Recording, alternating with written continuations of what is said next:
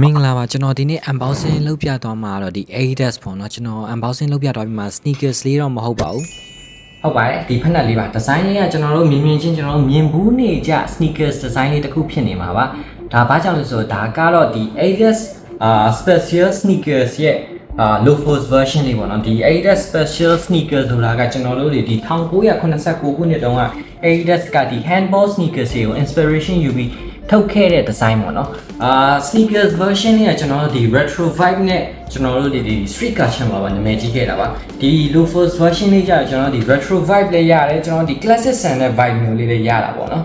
အဲ့လေးမှာအဓိကအပြင်ကျွန်တော်တို့ဒီ suede leather တာကိုသုံးထားပါတယ်ဒီ suede leather တာတော့မရိုးရိုးမဟုတ်ကျွန်တော်တို့ဒီ premium sandal suede leather တာလေးကိုသုံးထားတာတွေ့ရတယ်ကျွန်တော်တို့ဒီအောက်ကကျတော့ကျွန်တော်တို့ဒီ gum sole ပေါ့နော်ဒီ Adidas gum sole ကိုသုံးထားတယ်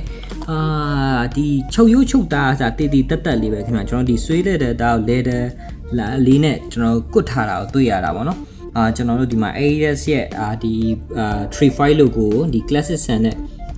တန်လို steel လိုဟာလေးနဲ့တတ်ထားတာတွေ့ရတယ်ဒီမှာတော့ 3 stripes ပေါ့နော်ဒါကကြတော့သူ့ရဲ့ဒီ insole လေးပေါ့နော်ကျွန်တော်တို့မစိုးပါဘူး insole လေးကလည်းသူ့ဟာနဲ့သူအထိုက်လျောက် EE လေးကိုတုံးထားတာပါဒါကတော့ချုပ်ရိုးချုပ်တာအတွင်းဘက်လေးရဲ့ဒီ taste လေးပါကျွန်တော်တို့ဒီ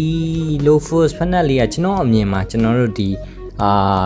ဘာ outfit နဲ့မဆိုလဲလိုက်မှာပါဘာကြောင့်လဲဆိုတော့သူ့ရဲ့ဟာဒီ sneakers vibe လေးရကျွန်တော်ဒီ classic sandal vibe လေးလည်းရရပါတော့ကျွန်တော် personal မြင်မှာတော့ဒီ loafers ဖက်နက်လေးကကျွန်တော်ဒီ daily wear အနေနဲ့တော့ဝတ်ချင်ဝတ်လို့ရပါတယ်ကျွန်တော်တို့ဒီ sneakers vibe လေးရမယ် classic sandal vibe လေးလည်းရမယ်ကျွန်တော်တို့ဒီပုံမှန် leather loafers ဒီလိုမျိုးမတောင်းကြီးမဖြစ်နေပဲကျွန်တော်ဒီ suede leather loafers လေးဆိုတော့ဝတ်လို့လည်းပိုအဆင်ပြေစမှာပါ so daily wear ဝတ်ချင်တော့ဝတ်လို့ရပါတယ် so ဒီ classic sandal loafers လေးတွေကလောလောဆယ်တော့ color ရတော့ကျွန်တော်ဒီရောင်ရနိုင်ပါသေးတယ်ကျွန်တော်ဒီမြန်မာပြည်ရောက်ကိုဆိုပြီးတော့6သိန်းခွဲလောက်ကျမှာပေါ့နော်